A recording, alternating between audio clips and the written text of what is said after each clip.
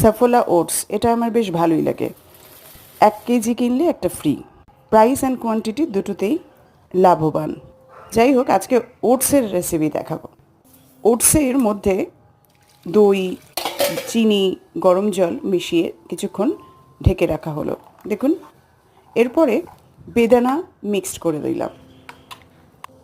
আমার মেয়েদের ভীষণই পছন্দ, এইটা ব্রেকফাস্ট হবে।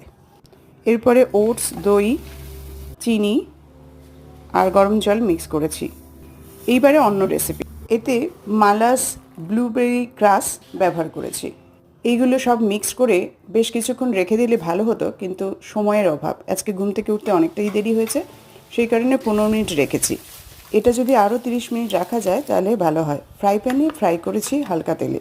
ফ্রাই হতে হতে পুরো ঘর ব্লুবেরির গন্ধ, এত মিষ্টি লাগে, খেয়ে দেখবেন খুব টেস্টি হয়। এটাকে প্যানকেকের মতো বানানোর চেষ্টা করে